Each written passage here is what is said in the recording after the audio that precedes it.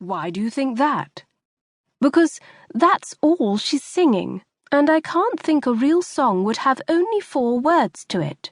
Well, whatever she's singing, it's nice to hear her sounding so happy. Bernice commenced digging another hole. Is it?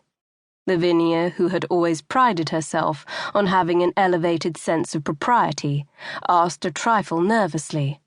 Do you think she is referring to an actual event? And if so, do you think she ought to indulge in such an effusive demonstration of her feelings? I mean, what if she is referring to Mr. Gouge? She went on, naming their small town's perpetually expiring deacon.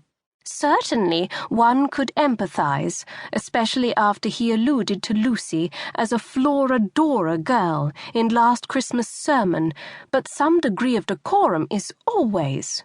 Don't be silly, Lavinia. If Mr. Gouge had died, Lucy would simply gloat in silence like any decent person.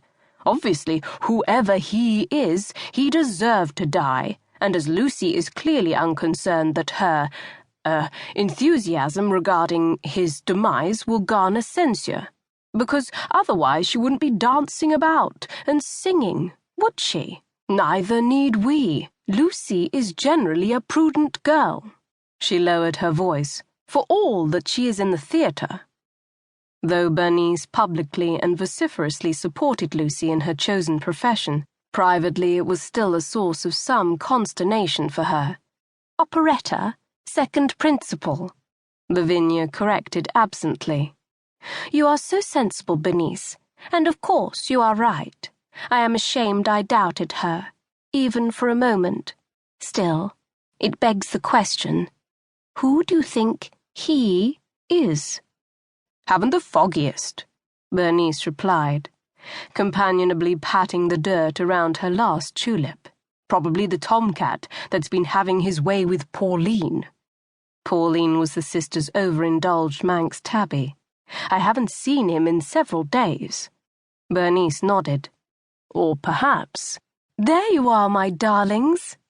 The sister's speculation was cut short by the sudden appearance of a young Rapunzel hanging out the window above, her long cocoa-brown tresses shadowing a pretty gamine face with hazel-coloured eyes that reflected back both the gold of the turning aspen leaves above and the lichen below.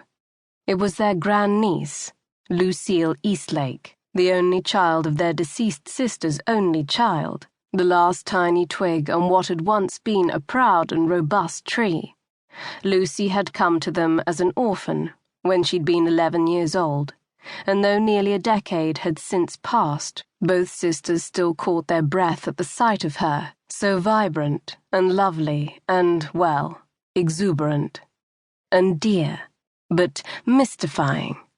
The pre-adolescent girl they'd taken into their home and hearts had been an enigma to them, and in many ways still was. And while it was often very exciting to live with Lucy, it was sometimes rather bewildering. She waved excitedly. He's dead. Like now. Yes, dear, Bernice said, climbing to her feet and beaming up at her great niece. So we gathered. Do tell us, who is he? Why, William Winnie-Wick. Did she name the tomcat? Bernice murmured out of the corner of her mouth. She names every creature, Lavinia whispered back. Aha! They called up brightly, attempting to muster what they considered suitably sanguine expressions. Lucy was not deceived. Come now, you remember? No, dear, Lavinia admitted, grateful to not be required to pretend otherwise. As far as she could tell, Lucy was the only member of the family to carry a thespian gene. It must have come from her father's side of the family, the side Bernice preferred not to acknowledge. I'm afraid we don't. To whom are you referring?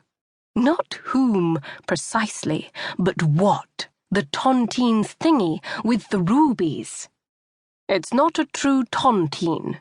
Bernice started to correct Lucy, but was cut short. I'm referring to the fortune that goes to those left holding the bag, as it were, in India 50 years ago. The horrible Mr. Winnie-Wick has died, very probably before.